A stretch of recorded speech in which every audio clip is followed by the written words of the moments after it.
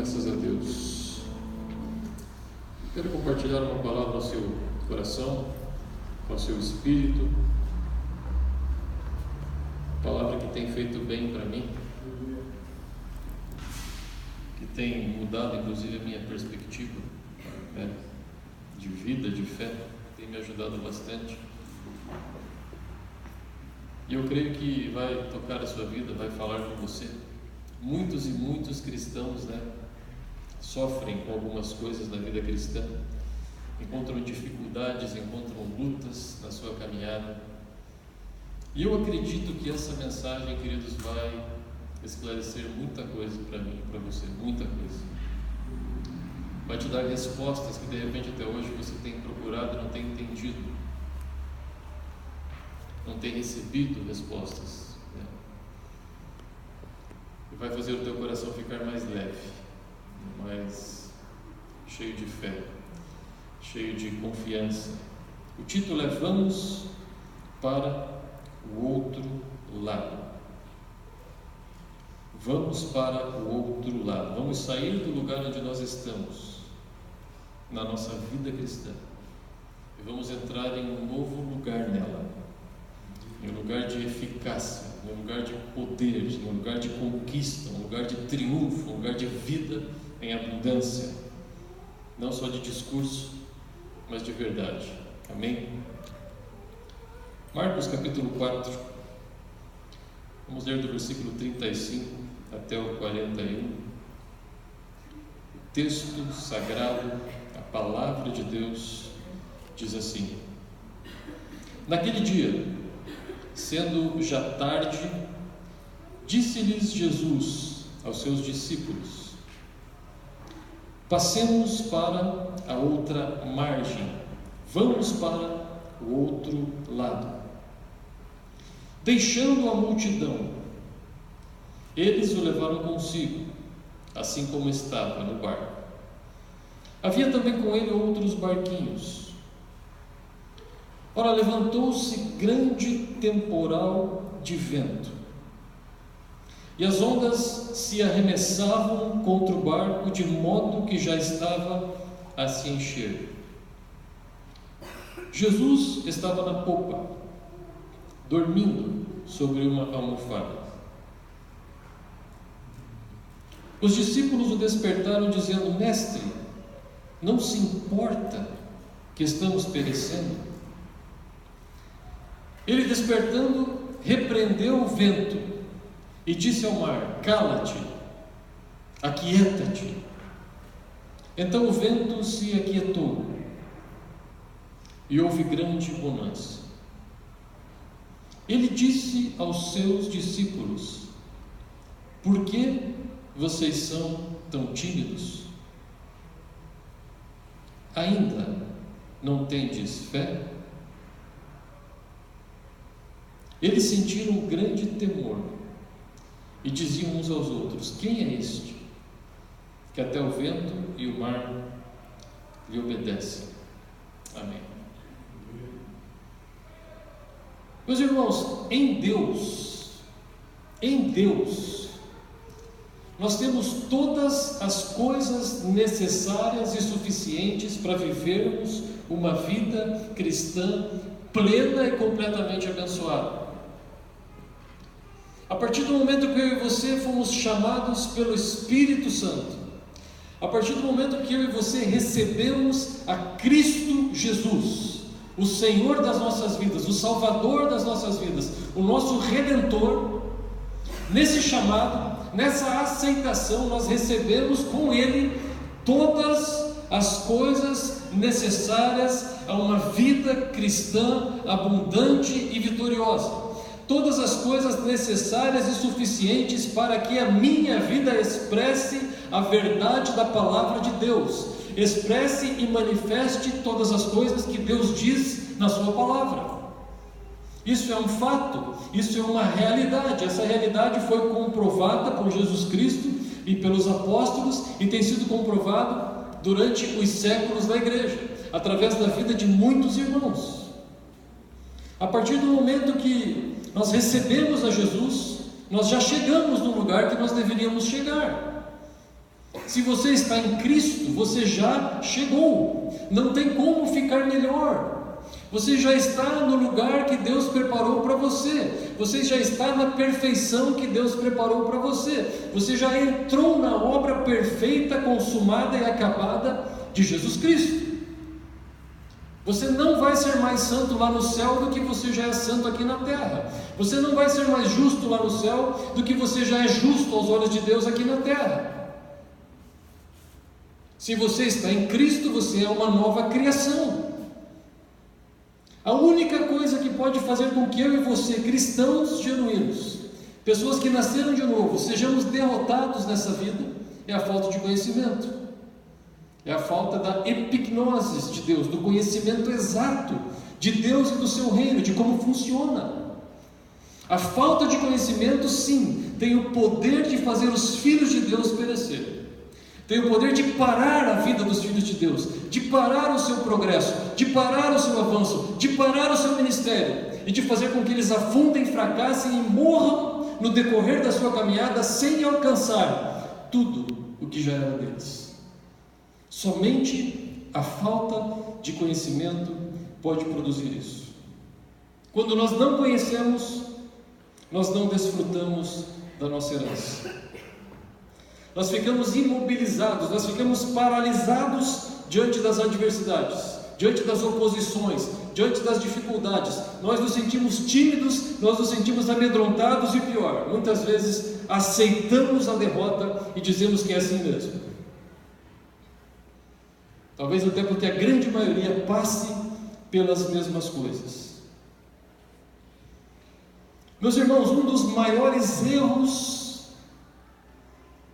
que existem dentro do meio cristão, um dos everestes de erros, que estão estabelecidos no seio da igreja, comum de você ouvir, muito comum, ainda hoje, durante séculos foi assim, mas hoje parece que está pior, é atribuir a Deus e a vontade de Deus as adversidades, as lutas, as oposições, as dificuldades, as barreiras que nós enfrentamos no nosso dia a dia. É muito comum escutar cristãos genuínos falando isso. Um dos maiores erros, um dos maiores enganos, uma das maiores faltas de conhecimento que paralisam os cristãos é isso. É estar passando por lutas, por dificuldades, por oposições na sua vida e atribuir essas coisas a Deus. Achar que é Deus que está fazendo, pensar que é Deus que está fazendo isso. Você quer ver um lugar comum? Temos muitas frases comuns no nosso meio como Deus sabe todas as coisas. Já ouviu esse tipo de frase? A pessoa está passando por uma dificuldade, a pessoa está passando por uma luta, Deus sabe todas as coisas.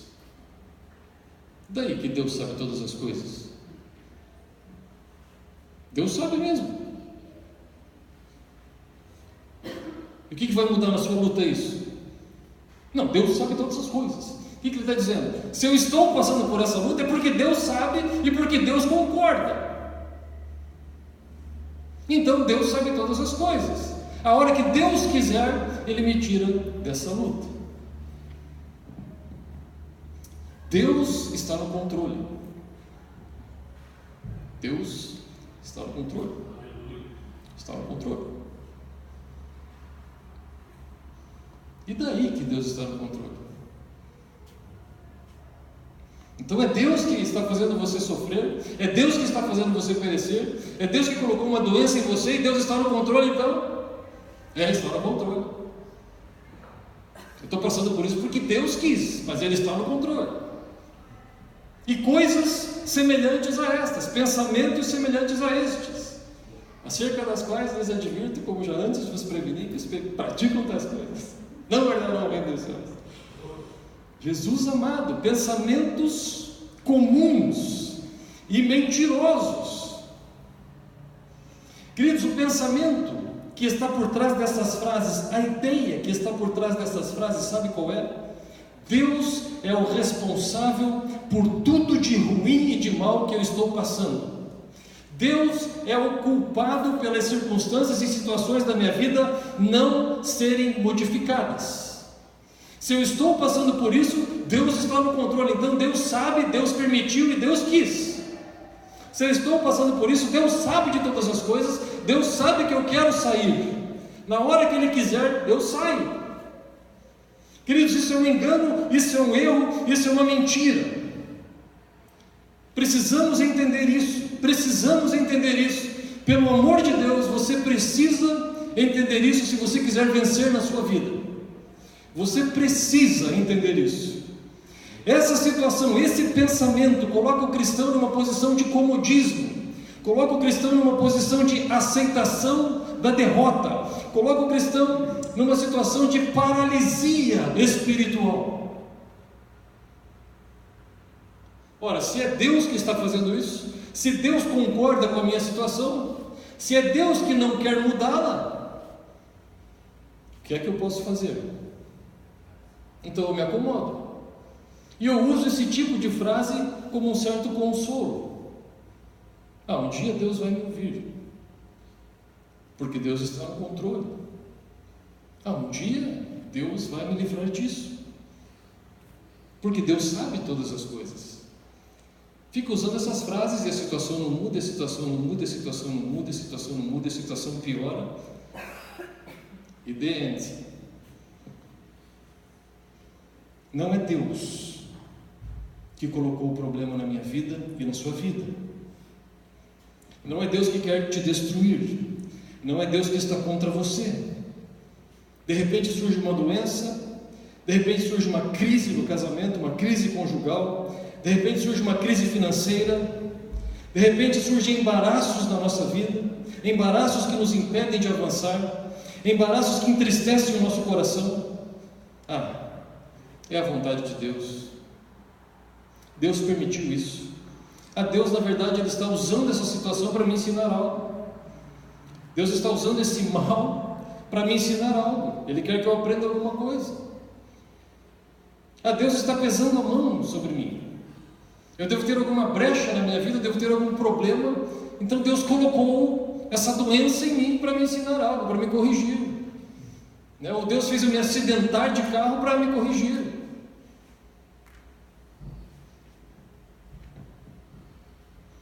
Esses pensamentos, meus irmãos, roubam a tua força. Se você se permitir pensar assim, esses pensamentos vão tragar toda a força que você tem, vão roubar a sua fé, vai te reduzir à submissão e à escravidão de toda circunstância adversa que você está enfrentando. E você não vai ter de onde tirar forças para vencer.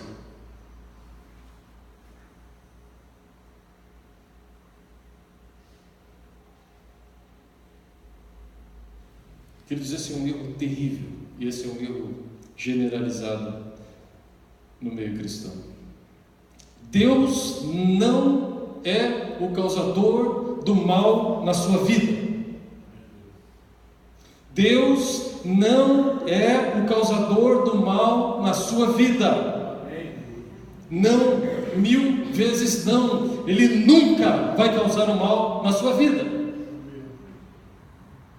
Nem tudo o que acontece conosco é a vontade de Deus. Nem tudo o que acontece contra nós é a vontade de Deus. Vamos ler ali 1 Timóteo, capítulo 2, versículo 3 e 4. Esse texto fala da soberania de Deus. Deus é soberano sobre tudo. 1 Timóteo 2. Pois isto é bom e agradável diante de Deus, nosso Salvador, o qual deseja, o qual quer que todos os homens sejam salvos. Deus quer, Deus deseja, a vontade de Deus é que todos os homens sejam salvos e cheguem ao pleno conhecimento, a plena epignosis, imagina, não é um pouquinho, não. Deus quer o conhecimento exato da verdade para todos os homens. Agora me diga uma coisa: essa é a vontade de Deus, esse é o querer de Deus, esse é o desejo de Deus, do Deus Todo-Poderoso nos céus, sobre todos os homens. Todos os homens são salvos? Sim ou não? Evidentemente que não. Embora Deus deseje que eles sejam salvos, embora a vontade de Deus queira que eles sejam salvos, muitos, talvez a maioria, morre e entra na perdição eterna, se perdem para todo sempre, entram na condenação eterna. Por quê? Porque não usaram do seu livre-arbítrio, não usaram do que lhes foi dado por Deus para tomar decisões, fazer escolhas e agir em cima disso, ou simplesmente rejeitaram a verdade. Existem alguns homens que de fato rejeitam a verdade, ponto final. Jesus falou que alguns homens vão amar mais as trevas, amar o diabo e não a luz. Beleza. Mas enfim, a vontade de Deus é que eles sejam salvos. Mas essa vontade não se cumpre, essa vontade não se estabelece, essa vontade não se realiza. Então, queridos, não é tudo o que acontece em nossas vidas que vem de Deus. Deus não causa o mal nas nossas vidas. Deus não quer que você seja derrotado. Deus não quer que você seja frustrado. Deus não quer que você perca a esperança. Deus não quer que você perca a fé. Deus não quer que você ande doente. Deus não quer que você ande triste. Deus não quer derrota em você. Deus não causa tragédias. Deus não causa acidentes. Deus não causa pestes. Deus não bota doença em mim e em você. Não. Essas coisas não vêm de Deus. Essas coisas não são vontade de Deus, de forma nenhuma. Tiago 1,17, por favor.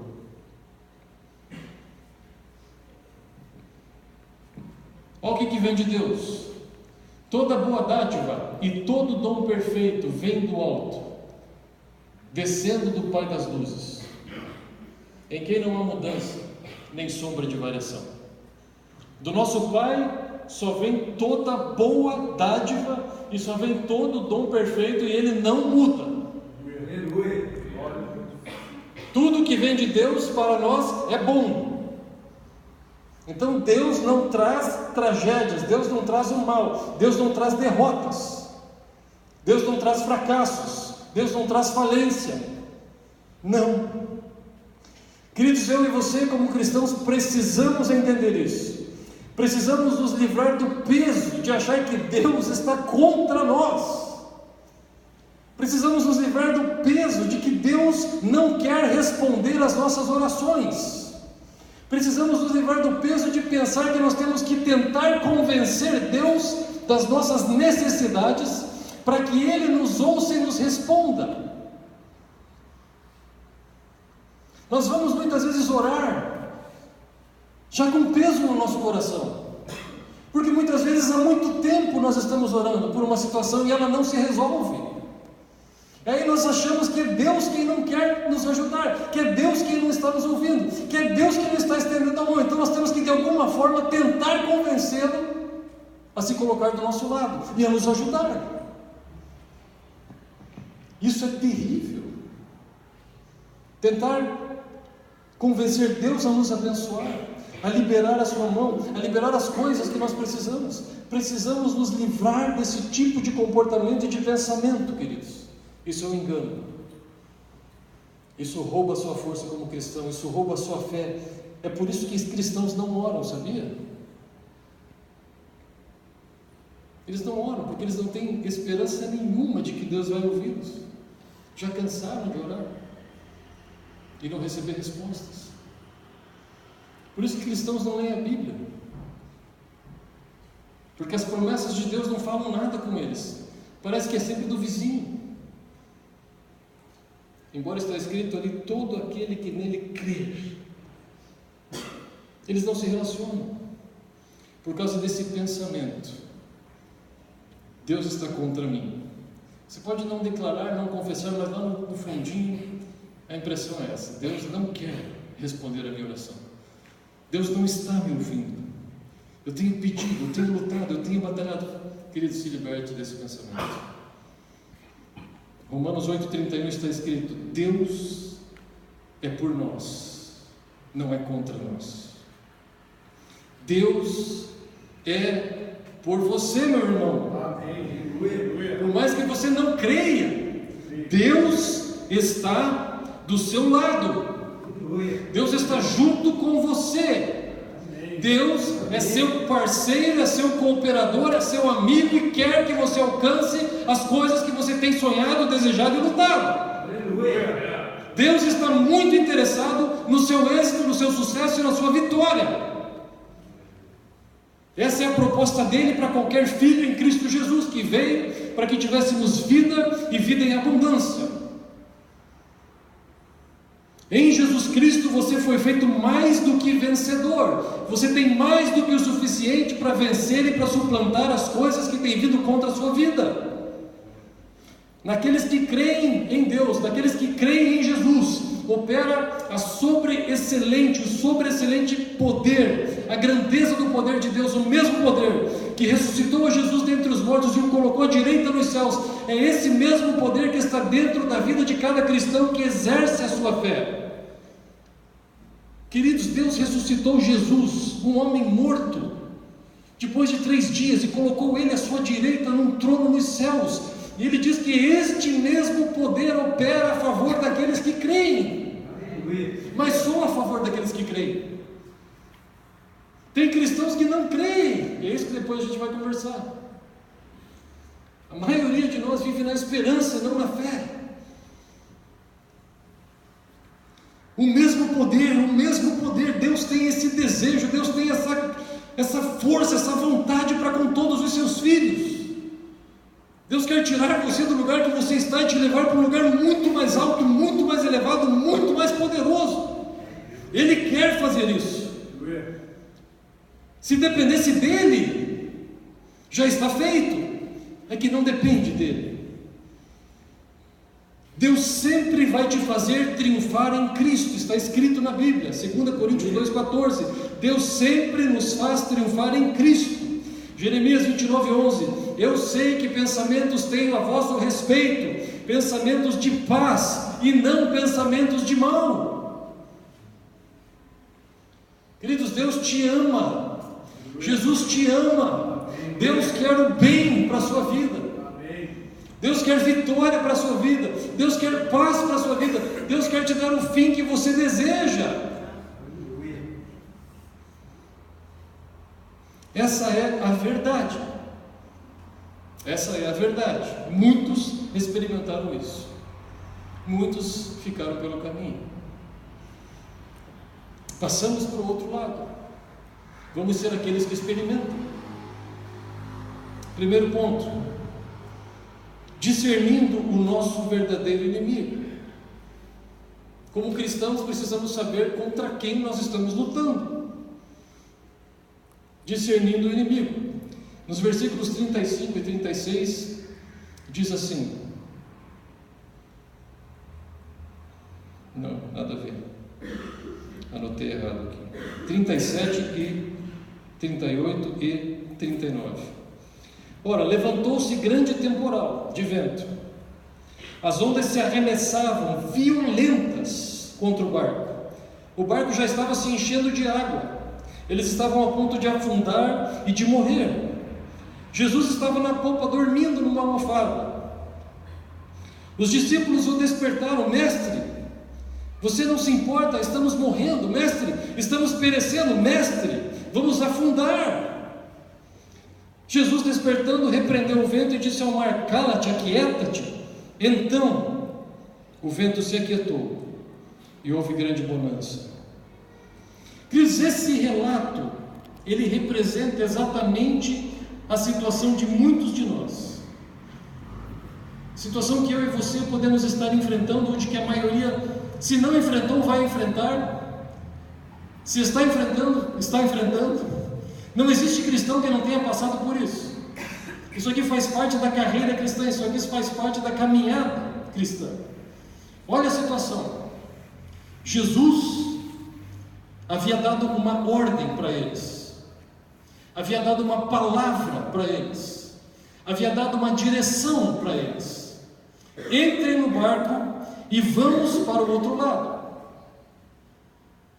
Quantos de nós não temos palavras de Deus, não temos direções de Deus claras e específicas para a nossa vida? Temos as promessas de Deus que são gerais para todos nós, e temos promessas específicas.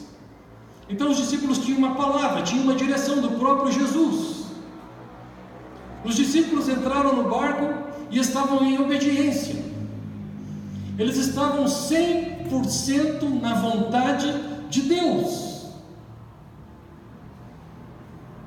Eles não estavam desviados, eles não estavam em pecado, eles não estavam com brecha, eles não estavam com nada. Eles estavam dentro do barco conforme a ordem de Jesus, 100% na vontade de Jesus, na vontade de Deus. Havia uma promessa, havia uma direção, havia a vontade de Deus debaixo da direção divina. E além disso, o próprio Jesus estava com eles. A presença de Jesus estava no barco. Queridos, você nasceu de novo. A palavra fala que o Espírito Santo habita em você. Então a presença de Jesus está com você. Você tem a palavra de Deus na sua vida. Você tem as promessas de Deus na sua vida. Estão aqui. Não as específicas, as gerais, que dizem coisas poderosíssimas a seu respeito, que são verdade. Você tem a direção de Deus. Você está 100% na vontade de Deus. Muitas vezes, né? Mas o que aconteceu no decorrer do caminho? Nós lemos o texto. Um grande temporal de vento, um grande vendaval se levantou contra eles. Queridos, ventos violentos que levantaram as ondas do mar de tal forma que aquele barquinho era varrido por aquelas ondas. E a palavra fala que aquele barco já estava enchendo de água. Ora, eram barcos de madeira, cavados em toras, pesadíssimas. Se aquilo ali enche de água, é fundo do mar. Não tinha colete salva-vidas. Possivelmente já era noite. Eles iam morrer. 100% na vontade de Deus, debaixo de uma direção de Jesus, a presença de Jesus com ele, mas uma oposição tão violenta, tão terrível, que eles estavam a ponto de morrer. Os impedia de caminhar, os impedia de avançar, os impedia de triunfar, e mais, ia fazê-los morrer, ia fazê-los ficar no meio do caminho, ia derrotá-los, ia destruí-los. Quantos de nós não estamos passando por isso? Não estamos no meio do percurso e não temos conseguido forças, não temos conseguido ânimo, não temos conseguido respostas, e estamos perecendo. O barco está enchendo de água. É aqui que muitos erram, queridos. É aqui que muitos erram. É aqui que entra aquele pensamento: Deus está no controle, como uma desculpa e um consolo pela falta de respostas. Deus sabe todas as coisas. Não, Deus está querendo me ensinar algo com esse problema. Vamos sentar, vamos esperar que Deus vai fazer tudo. Nós já ouvimos essa conversa. Não, eu não posso fazer nada, é o Espírito Santo que faz. Se o Espírito Santo quiser, ele vem na minha vida, me faz rodopiar e eu saio pregando. Não, espere sentado ou deitado. Pode esperar. Você vai esperar e continuar esperando. Imagine se os discípulos falassem isso. Não, é a vontade de Deus. Eu tenho uma palavra de Jesus. Eu estou com Jesus no barco. Eu estou fazendo o que Ele me pediu. Essa tempestade é Deus que mandou. É Deus que quer me ensinar algo. É Deus que quer fortalecer a minha fé. É Deus que quer isso, é Deus que quer aquilo. E aí? Não tomam atitudes, porque se Deus está mandando, o que eu vou fazer? É aqui, queridos, que o diabo tem enganado muitos cristãos. É aqui que o diabo tem colocado cristãos no banco, como espectadores. Como espectadores, esperando que algo aconteça, e vão ficar esperando durante muito tempo. É aqui, é nesse ponto. Eles teriam afundado se eles pensassem assim. Aliás, se dependessem dos discípulos, eles teriam afundado. Eles acordam Jesus e o que Jesus faz? Qual que é a atitude de Jesus? Jesus começa a orar a Deus Pai para que Deus Pai os livrasse? Foi isso que Jesus fez ou não? Não. Eles acordam Jesus, Jesus se levanta e Jesus repreende aquele vento. Jesus ordena que o mar se aquiete. Jesus e o Pai são um. Se fosse o Pai que tivesse enviado aquela tempestade para ensinar algo aos discípulos, Jesus nunca repreenderia aquele vendaval. Está claro, está evidente nesse texto que quem enviou aquele vendaval foi Satanás e os seus demônios. Foi um levante dos poderes das trevas que se levantaram contra eles para destruir a vida deles, para afundar aquele barco, para frustrar os propósitos de Deus na vida deles, para impedi-los de caminhar, para impedi-los de alcançar, para impedi-los de realizar a vontade de Deus para as suas vidas. E era um levante violento, era um levante que de fato colocou as suas vidas em risco. Queridos, só que Deus era por eles e não contra eles. E é isso que nós temos que entender. Por mais que você esteja passando por lutas, dificuldades, problemas, opressões, saiba que não é Deus que está fazendo isso, e que Deus é por você e não é contra você. Queridos, é o diabo, são Satanás e seus demônios que estão contra nós. Você tem um adversário, você tem poderes malignos, principados, potestades, príncipes de um mundo tenebroso que se levanta verdadeiramente contra a sua vida. Ele quer destruir, ele quer roubar cada palavra, cada promessa de Deus que já foi semeada no seu coração. Ele quer que você não creia mais em Deus, ele quer que você desista, ele quer que você se acomode, ele quer que você ache que é assim mesmo, ele quer que você seja medíocre, ele quer que você não se relacione com Deus e não experimente as coisas que os homens de Deus experimentam. Ele quer que você leve uma vida normal, ele quer que você leve uma vida medíocre, pequena, cabisbaixo, apanhando, mesmo que no final você vá para o céu. Ele vai lançar mão de tudo para que você duvide, ele vai lançar mão de tudo para que você fique apático, ele vai lançar mão de tudo para que você entre na mediocridade, de tudo que ele tem, para que você não experimente a vontade de Deus, para que você não experimente a glória de Deus, para que a glória de Deus não se revele através de você, porque se ela se revelar, Deus será glorificado e terá testemunho sobre a terra. Agora, se não, Deus está no controle, beleza, Deus sabe todas as coisas, o diabo fala: João, é isso mesmo, vai nessa, continue assim, que está bom. Fica aí bonitinho, crentinho, fica aí legalzinho no seu cantinho, não faça nadinha, tá? Deus está no controle da tempestade, uma hora passa.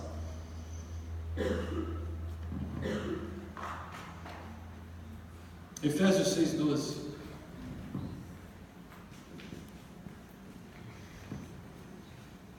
Ó, queridos, não é minha culpa, tá? Que a aula acabou. Não demora, não está demorando a mensagem hoje, não. Olha o que está escrito ali. Isso é o apóstolo Paulo falando para a igreja. Pois não é contra a carne e sangue que temos que lutar. Não é contra o teu vizinho, não é contra o teu irmão, não é contra outra igreja que você tem que lutar. Mas sim, a Bíblia está falando sim, você tem que lutar. Se você não lutar, você vai ser espancado. Você já está no ringue com as luvas. O juiz já ordenou, fight. Se você ficar parado, você vai levar porrada. Temos que lutar. Sim, contra principados, potestades, príncipes do mundo dessas trevas, hostes espirituais da maldade, da iniquidade nas regiões celestiais. Estamos em guerra, queridos. Perceba, saiba e veja isso. O seu inimigo não é Deus. Não é Deus que não quer responder às suas orações. Não é Deus que não quer conceder os desejos do seu coração, que são simples demais para Ele. Não é Deus que não quer ver você feliz, que não quer ver você alegre, que não quer ver você prosperando, que não quer ver você triunfando, que não quer ver você produzindo fruto, que não quer ver você contente. Não, não é Deus, é o diabo. São os principados, são as potestades, e eles trabalham incessantemente para isso. Eles só fazem isso da vida. Por isso, Ele é o nosso inimigo e não Deus. Deus está conosco, Deus está do nosso lado, Deus, entre aspas, está torcendo por mim e por você. Temos que ter esse pensamento. Quando você for orar, saiba disso. Deus é com você na sua oração, não é contra você. Segundo ponto, como vencer então as oposições, como vencer as lutas, como vencer as dificuldades, as ondas. Jesus estava na polpa dormindo sobre uma almofada, os discípulos o despertaram, dizendo: Mestre, não se importa que vamos morrer? Ele, despertando, repreendeu o vento e disse ao mar: Cala-te, aquieta-te. Então o vento se aquietou e houve grande bonança. Jesus disse aos discípulos: Por que sois tão tímidos? Ainda não tendes fé? Queridos, muitos cristãos, muitos, têm vivido a vida cristã sem lançar mão da única ferramenta capaz de dar a eles uma vida plena, vitoriosa e abundante. Muitos.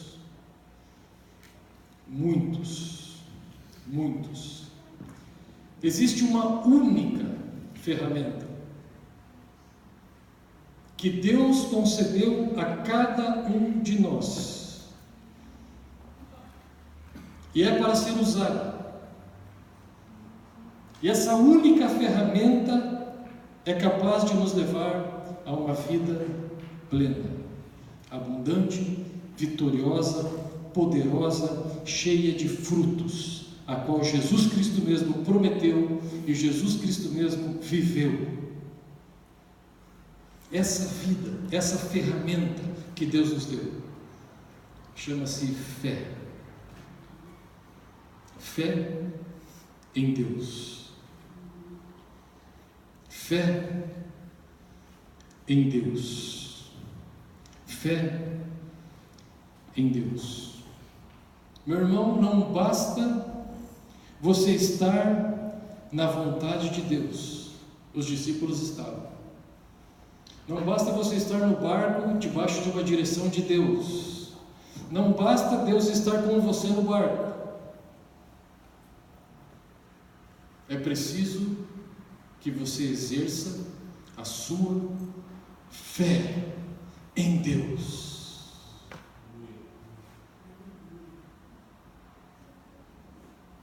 Fé em Deus.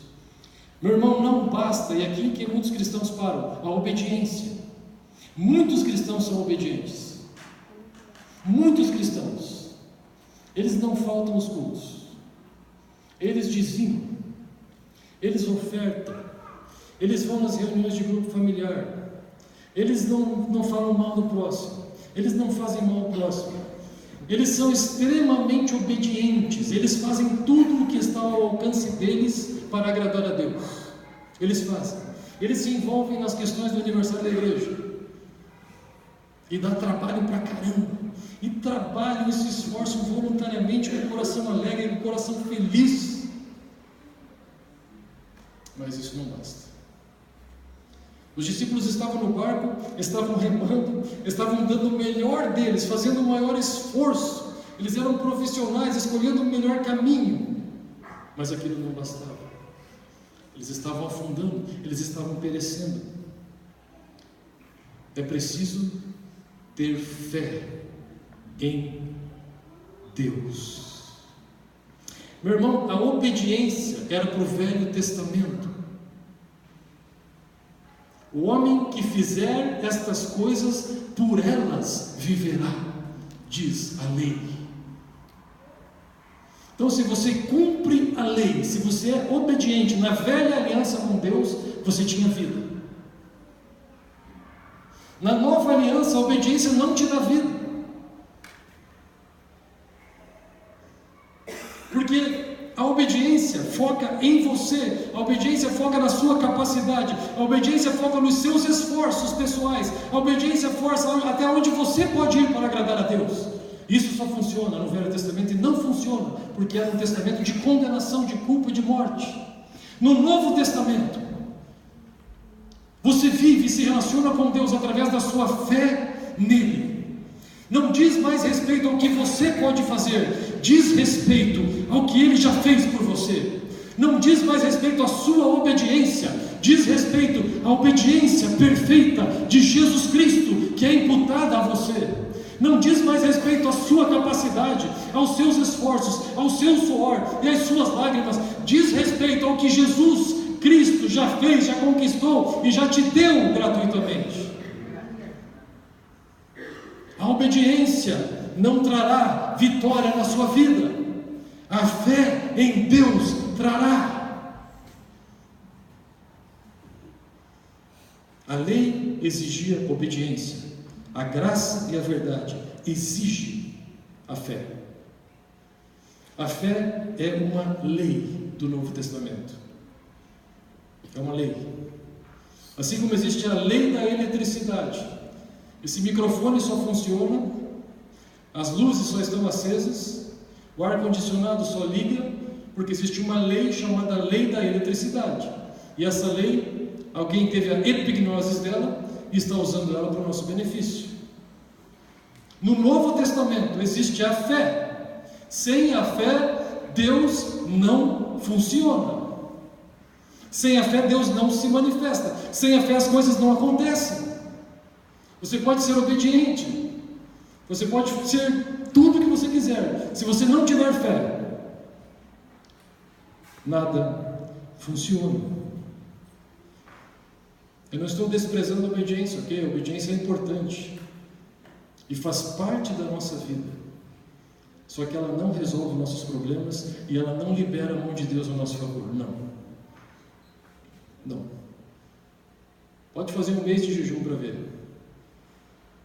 Pode vender tua casa e dar de oferta na igreja para ver se alguma coisa muda. Agora, se você trouxer uma oferta de 10 anos, sei lá, com fé, já mudou. É a fé. É a fé. Queridos, ouça isso. Passemos para o outro lado, ok? Você pode sair daqui diferente. Você pode. A fé, a verdadeira fé em Deus, faz Jesus dormir em meio a uma circunstância adversa. Descansar na absoluta certeza de que Ele chegaria do outro lado. Enquanto mesmo os 12 homens que estavam com Ele estavam desesperados, assustados, temerosos e perecendo, apavorados com as circunstâncias, apavorados com as situações, olhando a força que era contrária, enquanto Jesus desprezava as forças contrárias. Queridos, no Novo Testamento existe uma declaração: o justo viverá da fé. A fé é que é a nossa vitória. A fé é o sinônimo de vitória. A fé é o sinônimo de mudanças e de conquistas em nossa vida. O justo, ele vive da fé. A nossa vida é tirada da fé. A nossa vida é expressada através daquilo que nós cremos. A fé faz com que eu me levante, com que eu saia da paralisia, com que eu saia do medo, com que eu saia do comodismo, com que eu saia da dúvida, com que eu saia da derrota, e faz com que eu conquiste aquilo que é meu.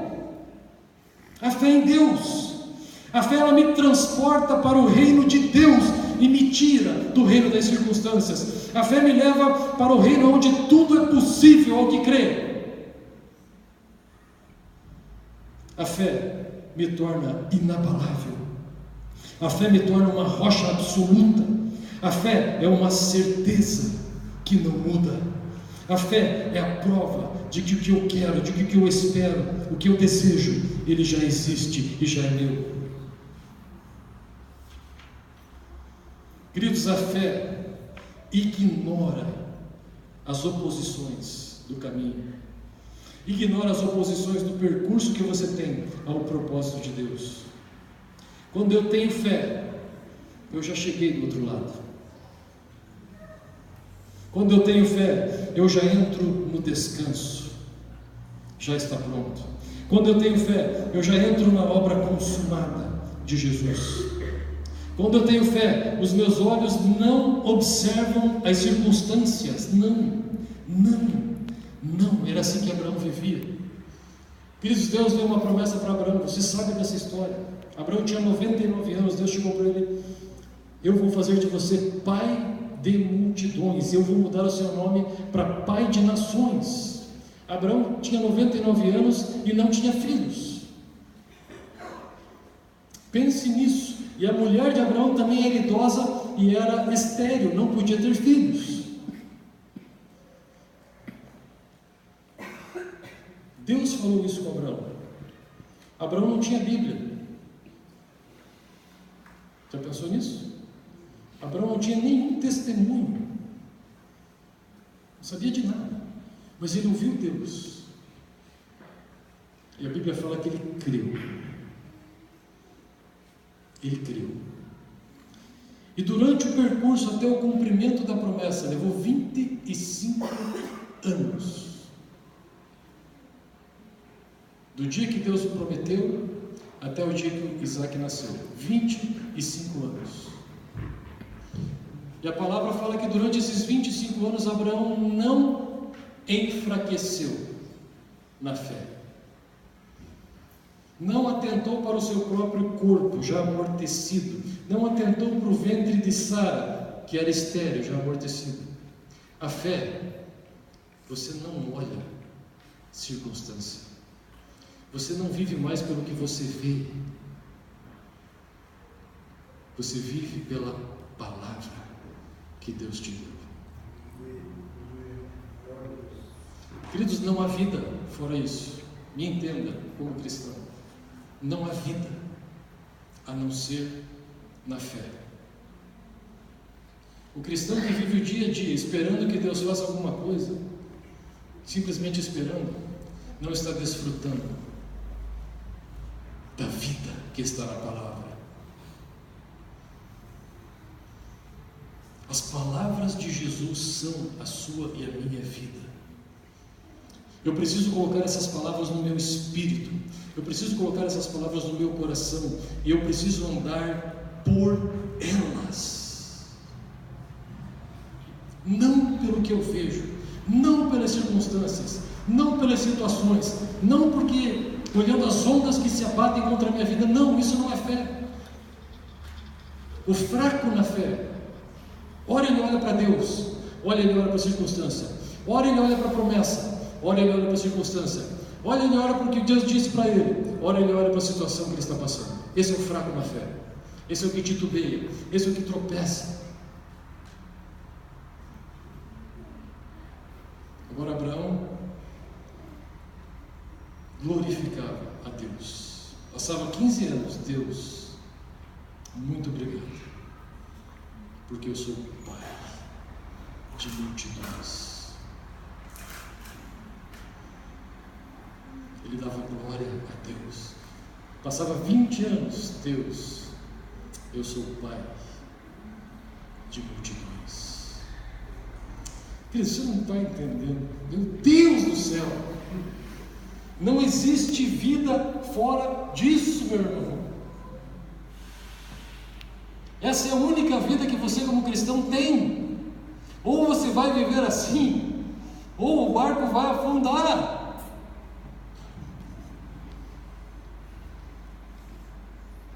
E você vai ficar frustrado. A fé é maravilhosa. A fé é a melhor coisa que existe, porque a fé não tem limites. A fé não tem limites. Por isso que Jesus falou: tudo é possível ao que crê. Tudo é possível ao que crê. O que você quer na sua vida? O que você deseja? Não dependa das suas forças. Não dependa da sua obediência. Não dependa das suas obras. Comece a crer em Deus em relação a isso. Coloque palavras de Deus, promessas de Deus em relação à tua necessidade. Confesse elas, viva elas, veja elas diante de você já concretizadas. E viva dessa forma, ande dessa forma, enxergue essas coisas, declare essas coisas, profetize essas coisas, chame essas coisas à existência. E elas virão sobre a sua vida. Abraão creu, não atentou para as circunstâncias, nunca enfraqueceu na fé, glorificava a Deus, alcançou. Amém? Amém. Vou concluir, queridos. Eu e você precisamos saber que Deus é por nós. Diga assim: Deus é por mim. Deus quer a minha vitória. Deus quer me ver feliz. Deus quer me ver vitorioso. Deus quer realizar os desejos do meu coração. Deus quer me dar uma vida abundante. Amém? Você é herança dele. Você pertence a ele. Ele colocou um selo na sua testa.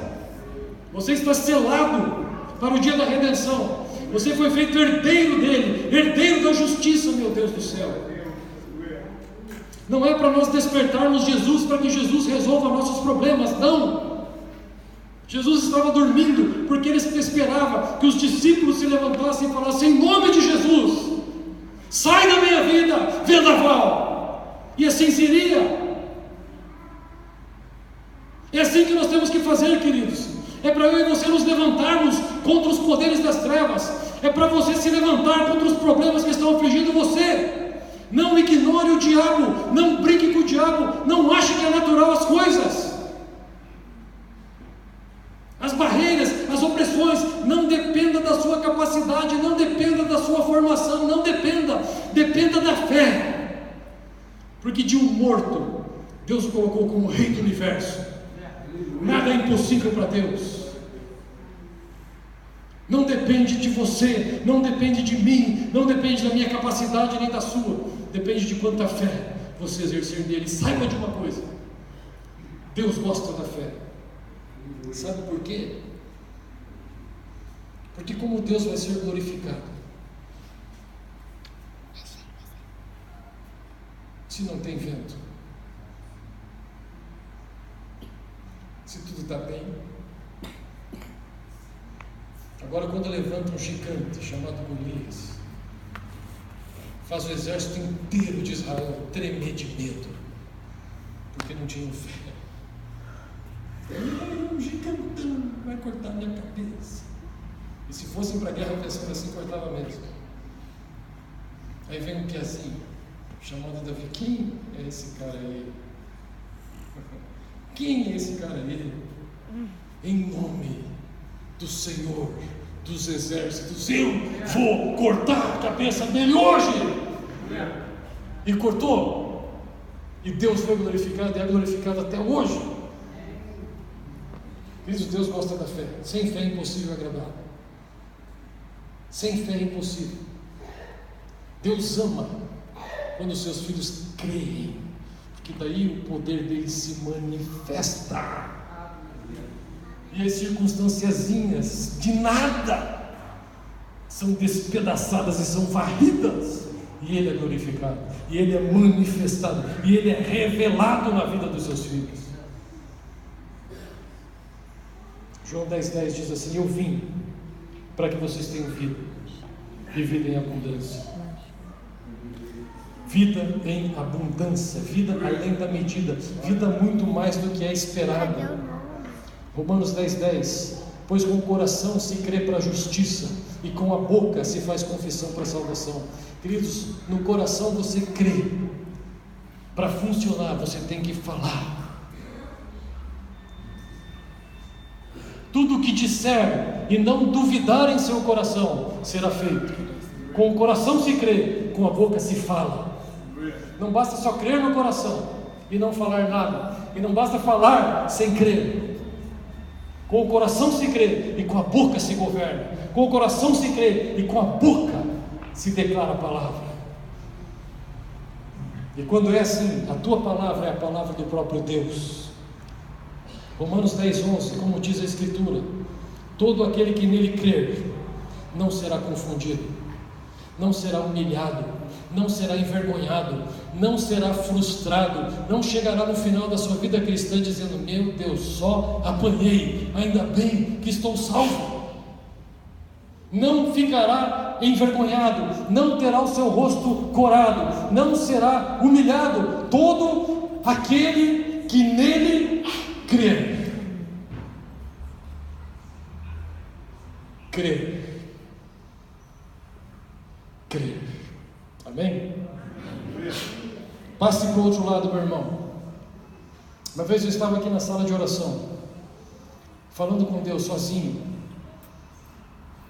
sobre as promessas que Ele tinha me dado, pessoais, particulares. Já fazia muito tempo. Eu estava meio grilado. E Deus me tirou dali onde eu estava e me levou para o reino da fé. Piscar de olhos assim. Queridos, ali não tem limites. Eu não sei explicar, amém? Se você tiver uma experiência com Deus e souber explicar, não foi de Deus. Não dá para explicar, não dá. Mas assim, não tem limites, lá não tem limites, não tem aperto. Tipo assim, você pode tudo.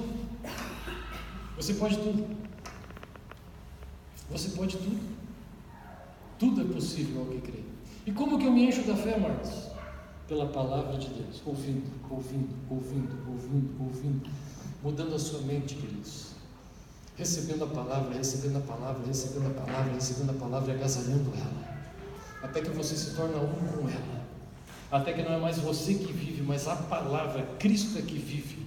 Aí sim, você tem fé, aí sim ela governa a sua vida, ela governa a sua mente.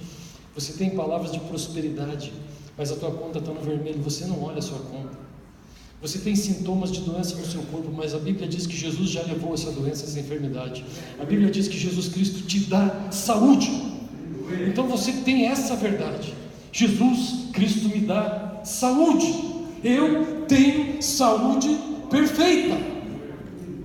Ponto final. Não tem conversa, não tem acerto, não tem dúvida sobre isso. E todas as áreas da sua vida tem que ser assim. Amém? Amém. Vou parar aqui, queridos, 1h10. Vamos ficar em pé? Quero orar com você. Quero exercer fé, queridos. Eu vou sair, tá? Quero que você declare junto comigo. Com a boca se faz confissão, e com o coração se crê. Vamos passar para o outro lado. Saia do lugar onde você está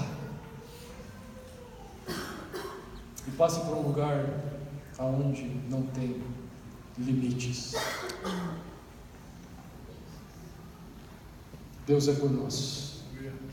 Deus é por nós. Deus está conosco. Oh, Deus, é tremendo, queridos, é tremenda fé.